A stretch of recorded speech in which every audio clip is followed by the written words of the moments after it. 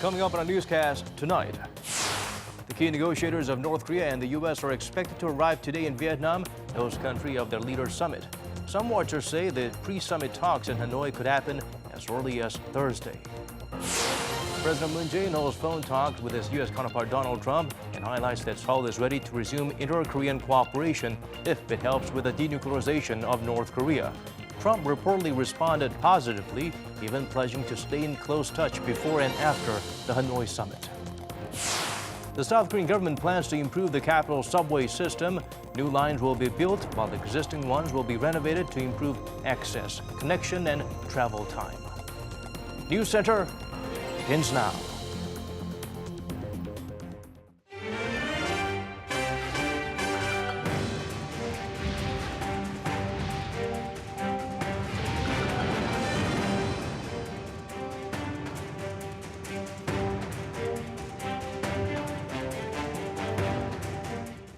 It's 8 p.m. here in Korea, live from our studio in Seoul. This is Arirang News Center. Welcome to our program.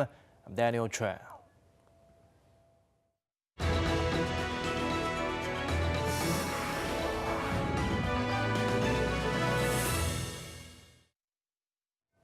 Our starting point is the ongoing preparations for the hotly anticipated meeting between North Korean leader Kim Jong-un and U.S. President Donald Trump. Some speculate working-level negotiators could hold talks at the summit host city Hanoi tomorrow. Lee Ji-won has our top story. North Korea's Special Representative for U.S. Affairs Kim Hyok-chol is expected to have landed in Hanoi. Seoul-based news agency YTN reported that Kim is known to have taken the 3:30 afternoon plane from Beijing and is set to arrive in Hanoi's Noi-Bai International Airport at around 6:30 in the evening local time. He spent the night over in his stopover Beijing, possibly to time his arrival with his U.S. counterpart.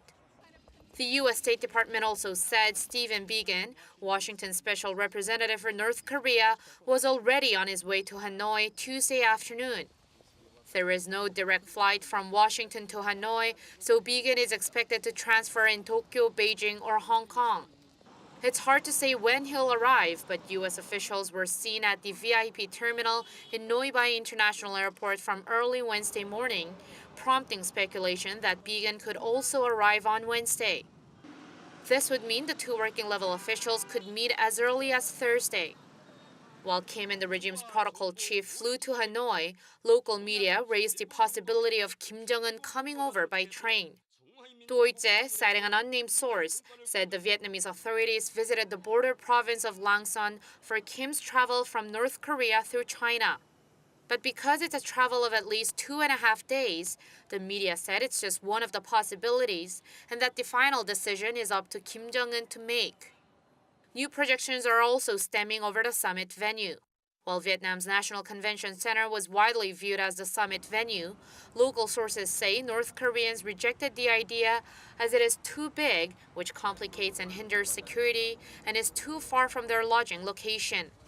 The center is just a 5-minute walk from President Trump's likely hotel JW Marriott, while it is a 30-minute car ride distance from Kim Jong-un's likely hotel, Sofitel Legend Metropole Hanoi. The newly eyed venue seems to be Hanoi Opera House, where the protocol chiefs of both sides had convened last week. Lee Ji-won, Arirang News. The leaders of Seoul and Washington held a phone meeting last night. According to the Cheongwade, during the conversation, President Trump responded positively to the possibility of restarting inter-Korean joint projects as a way to speed up denuclearization process. The duo agreed to keep in close contact before and after the summit in Hanoi. Shin Se-min shares with us what was discussed. U.S. President Donald Trump has shown a positive response to President Moon Jae-in's offer to resume joint inter-Korean economic cooperation to speed up Pyongyang's denuclearization process. South Korea's presidential spokesperson said Trump's reaction was positive toward President Moon's offer, something that was aimed at giving more bargaining chips to his American counterpart. Earlier on Tuesday night, leaders of South Korea and the U.S. held a phone conversation during which President Moon said Seoul is determined to take up the role if President Trump asks, and if that's the way to lessen the U.S. burden. Although President Moon did not specify, economic engagements with the North could mean anything from reconnecting railways and roads between the divided Koreas to tour packages to visit the North, things that have been on ice as the U.S. kept its suffocating sanctions in place. It's the first time President Moon has floated the idea of economic concessions to boost the prospects for a successful summit, and also the first time he has made the proposal since the South Korean leader's call for European support received a stony response late last year.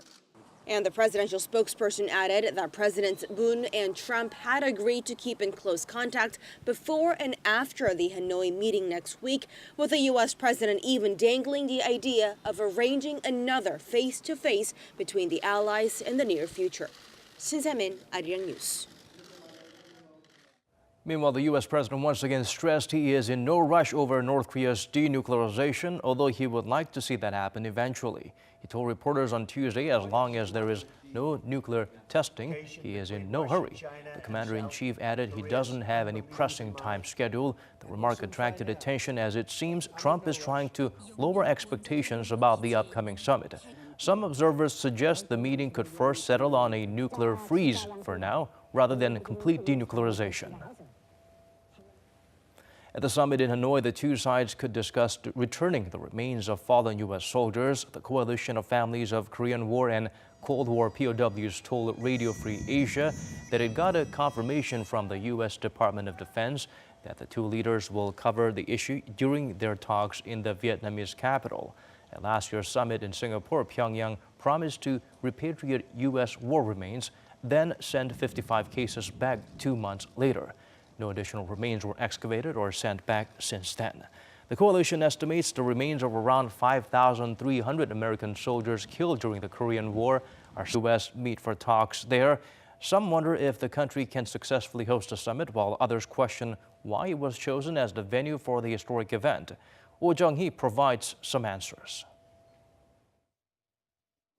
Vietnam is geographically close enough to North Korea that the North Korean leader can fly there. And it has diplomatic ties with both Pyongyang and Washington. These are the reasons why the Southeast Asian country was chosen as the venue for the second Kim-Trump summit. But there is another reason why Hanoi was an attractive choice. The U.S.-Vietnam history plays a part here. Vietnam and the U.S. fought in a war from 1965 until 1975. But their hostile relations came to an end as they established diplomatic relations in 1995, 10 years after Vietnam started its Doi Moi economic reforms. In 2000, Vietnam and the U.S. signed a bilateral trade agreement which expanded Hanoi's overseas trade. Hanoi succeeded in developing a free market economy while keeping a single-party communist system. Hanoi has been willing to share its development experience with North Korea, and Pyongyang sent its foreign minister last year to study the Vietnamese model. Meanwhile, U.S. Secretary of State Mike Pompeo had said that Pyongyang could replicate Hanoi's path to normal relations with the U.S. and to prosperity. Kim and Trump's choice of Vietnam shows that they're willing to end their hostilities and start a new relationship. But more importantly, Trump is making another promise that once Pyongyang follows through on its commitment to denuclearize, what's to come next is the economic bright future that Kim Jong-un desires. Kim's aim of developing the North's economy could be even more evident during his state visit to Vietnam, where he'll be touring key industrial facilities near the capital while strengthening relations with the Vietnamese government. Oh Jung-hee, Arirang News.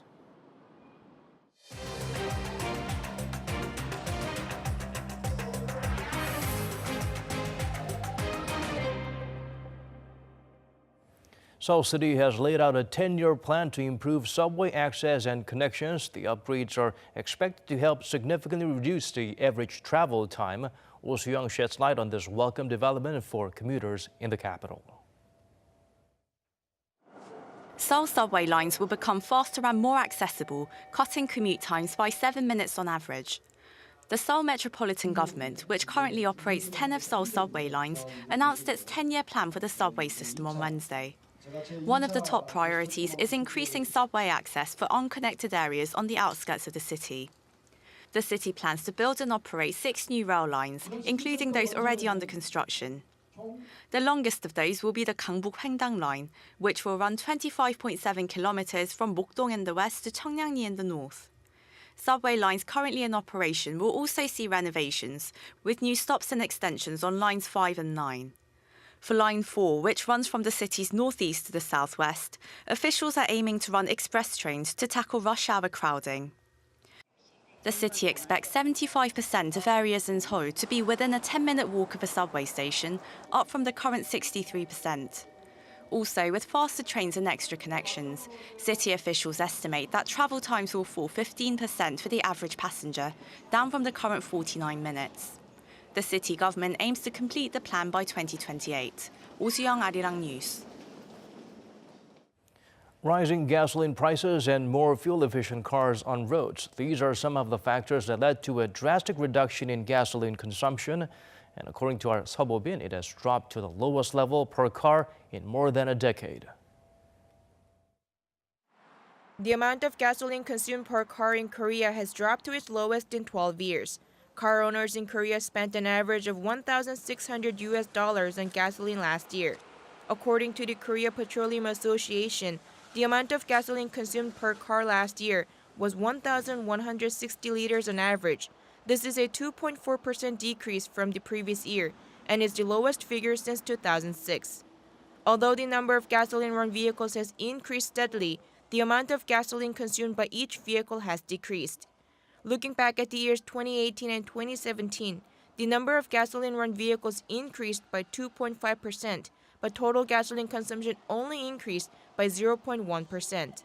This can be explained by improvements in fuel efficiency from new car models, but also because higher gasoline prices have reduced the amount of people driving their cars. An official from the Korea Petroleum Association said that as the price of gasoline will rise again this year due to the rising oil prices, gasoline consumption will continue to decrease. Seoul-bin, Arirang News. South Korea is set to become the first country in the world to start commercial operation of 5G wireless network. During an innovative growth strategy meeting, Seoul's finance chief highlighted the achievement and pledged to come up with greater support measures for the services. Kim Hye-sung has the highlights from that session. South Korea's finance minister says the 5G wireless network, which will be launched in Korea next month, will help improve people's quality of life. At an innovative growth strategy meeting on Wednesday, Minister Hong Nam-gi said the government's tax incentives and R&D investment in 5G have led to fruitful results, helping Korea become the first country in the world to start commercial operations of 5G mobile network services. He added that the country's top 3 mobile carriers will invest more than $2.6 billion in 5G this year. 20 times faster than 4G LTE, the 5G network can transmit 20 gigabytes of information a second. It is seen as the key infrastructure that will enable advances in areas like driverless cars, telemedicine, smart factories, and other areas thanks to its speed and reliability. According to market researcher IHS Markit, 5G is expected to generate over $12 trillion of global economic output and support 22 million jobs by 2035. Following the innovative growth strategy meeting, the finance minister visited the KT Network Control Center on Wednesday afternoon to see how 5G-based services like robots and the Internet of Things work and get feedback from operators. To further help lead advances in 5G and unleash innovation in ICT sectors, Minister Hong said the government will come up with a so-called 5G Plus strategy by next month. Kim Hye-sung, Arirang News. An agreement has been reached in expanding the application period of the flexible working hours system. It drew contrasting responses from employers and workers. Ko Roon-hee zooms in on the mixed bag of reactions. It's a new move for South Korea to successfully implement the shortened 52-hour cap on weekly working hours. The Economic, Social and Labor Council announced on Tuesday that representatives from labor, management, and government reached an agreement to revise the flexible work hour system. Specific changes include expanding the application period. For companies that can't meet the working hour limit every week, the new change will allow them to spread the hours over a period of 6 months, up from the current 3 months. This is beneficial for businesses with peak seasons that last longer than 3 months. Korea's business community has welcomed the news. The Korea Employers Federation said it was glad to see a social consensus and believed the move will improve the business environment in the nation. The Korea Federation of SMEs said they are relieved to see the agreement, but emphasized the importance of taking further steps. The outcome of the discussion will be used by the National Assembly to amend related legislation, and the Federation said it's important to move quickly. Other organizations, such as Korea Economic Research Institute, said the agreement is expected to encourage further conversations between labor and management, but added the 6-month period is still short compared to other advanced countries. However, the Korean Confederation of Trade Unions criticized the agreement, saying it does not include clear measures to protect workers' wages. 고르니, Arirang News. New economic data breaking down jobless rate by region and city is released. It shows unemployment in major manufacturing hubs reached their highest levels on record. Kim Ji-yeon help us look beyond the numbers. Statistics Korea on Wednesday released the unemployment rates by region, showing a national average last year of 3.8%.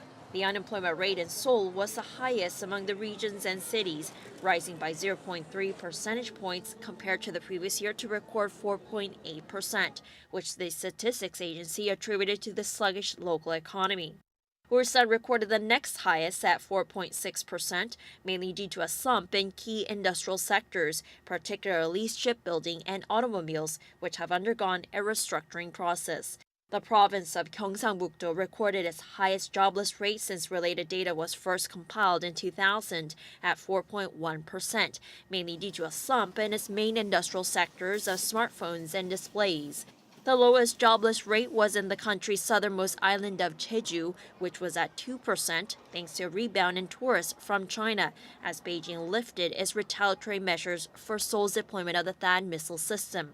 The statistics agency also cited a surge in Jeju's retail sales, which rose on year by 11%. Kim Ji-yeon, Arirang News. Officials from the U.S. and China have resumed their third round of trade negotiations in Washington. The White House announced the deputy-level talks began on Tuesday ahead of the main talks, which start on Thursday. For America, the meetings will be led by the U.S. Trade Representative Robert Lighthizer. Vice Premier Liu He will visit Washington to lead the Chinese side at the trade talks. The White House emphasized it will engage in the talks with the aim of achieving structural changes in China that affect bilateral trade. The two sides will also discuss Beijing's pledge to buy a substantial amount of goods and services from the United States. Last November, a pan-governmental body was launched to thoroughly inspect public institutions and root out corrupt hiring practices. After months of investigation, the committee announced its findings. For details, let's turn to our Choi Si-young. At 1,200 public institutions, the investigators found a total of 182 cases where employees had been hired or promoted unfairly. That's what the committee said Wednesday, wrapping its 3-month probe. The committee examined new hires from October 2017 to January 2019 and promotions of part-timers to full-time over the past 5 years. Out of the 182 cases, the committee turned over 36 to prosecutors for further investigation. For the rest, the committee will request disciplinary measures for those involved in the hiring process, including termination of employment for those who benefited. The number of employees facing either investigation or punishment amount to roughly 300. A total of 13 employees are found to have unfairly earned their employment, and 55 applicants were adversely affected by that at the time. That number could increase as prosecutors speed up their investigation. The committee is looking into ways to give those applicants a chance to retake tests or resit their interviews. The pan-governmental body underlined that it will deliver harsh punishments to those involved in the unfair hiring practices and remedies to those affected by them. Choi Si-young, Arirang News. At the nation's top office, President Moon Jae-in held a luncheon with 14 victims of the 1980 military crackdown on the pro-democracy movement in Gwangju. He once again expressed anger towards the lawmakers whose comments recently tainted the movement's legitimacy. President Moon said he, too, is enraged by the remarks that distorted and disparaged the great chapter in our history that is the May 18 Gwangju Democratization Movement. He expressed his deepest sympathy to the victims of the crackdown, as well as the citizens of Gwangju, all of whom would have been hurt by such comment. Just a couple of days ago, Moon blasted several opposition lawmakers who claimed the movement was organized by North Korea and made other controversial remarks. According to Cheongwade, the luncheon was an opportunity for the president to listen to public sentiment and opinions from the Gwangju region, while also renewing the government's determination to preserve and pass on the spirit of the 1980 democratization movement. A fishing area near the inter-Korean border is being expanded thanks to abating tensions between Seoul and Pyongyang. The Ministry of Oceans and Fisheries planned to expand the current 1,614 square kilometers of a fishing ground in the West Sea near Yeonpyeong-do Island to nearly 1,900 square kilometers. This zone is known for its abundance in shrimp and blue crabs, responsible for around 4,000 tons or more than $26.7 million worth of yields each year. With the measure, the ministry expects yields to increase by more than 10% annually. Honduras has become the first Latin American country to add Taekwondo to its public elementary school curriculum.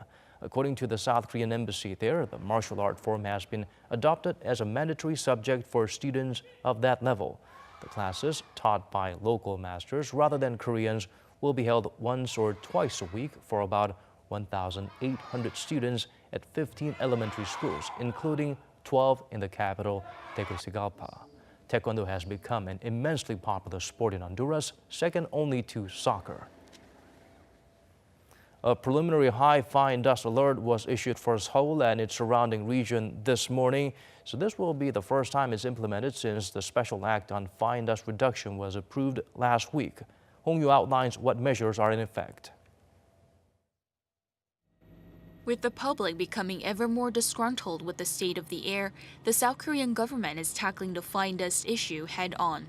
With smoky skies becoming an increasingly concerning public health issue, the Special Act on Fine Dust Reduction and Management came into force last Friday in the strongest bid yet to reduce and manage air pollution. The measures include banning all diesel cars from roads nationwide when fine dust levels exceed 50 micrograms for 2 consecutive days. However, under the new regulations, the alternate no driving day previously implemented for just civil servants will now apply to every vehicle owner in the country. The Environment Ministry announced that the preliminary measures came into effect at 6 a.m. on Wednesday and will be enforced until 9 p.m. Because it's just a preliminary alert for now, the ministry says only civil servants in administrative and public institutions in the target areas are obliged to comply with the alternate no driving restrictions. Such measures will be implemented on all car owners when alerts are in full motion, which could happen as early as Thursday if the fine dust levels remain above the 50 microgram threshold. In addition, over 450 construction sites across South Korea will be ordered to down tools on Wednesday, while the use of old construction machinery will be limited as well. Meanwhile, the Ministry of Education announced on Wednesday that schools and kindergartens that are recommended to shut down when fine dust emergency measures have been issued will have other options available for children who have working parents. Those students can stay inside their school in rooms with air purification devices under the supervision of teachers. Kindergartens that have high numbers of kids with working parents will operate normally, even when the ultrafine dust density is above 75 micrograms per cubic meter. Hong Yu, Arirang News.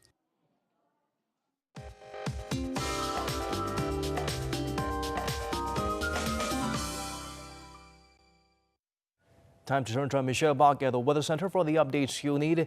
Michelle, I hear ultrafine dust concentration in the air has skyrocketed to 4 to 6 times higher than normal readings. That's right, Daniel. Now you should have your masks on wherever you are in the country. As of 6 p.m. Korea time, the whole country except Jeju Island is under high concentrations of ultrafine dust. This is expected to worsen as the levels increase tomorrow, so stay indoors as much as possible and wash your hands frequently. But the sky is expected to be cloudless tomorrow due to the influence of an easterly high pressure front. At the same time, other Northeast Asian countries will be cloudier than Korea, but with milder readings. Thursday morning in Seoul will begin at -2 degrees Celsius tomorrow, while the southern regions such as Busan and Jeju will kick off to 2 and 5 degrees. The daytime highs will be 2 to 4 degrees higher than today, Seoul topping out to 7 to reach into the teens, feeling much more like spring. I'll leave you with the weather conditions around the world.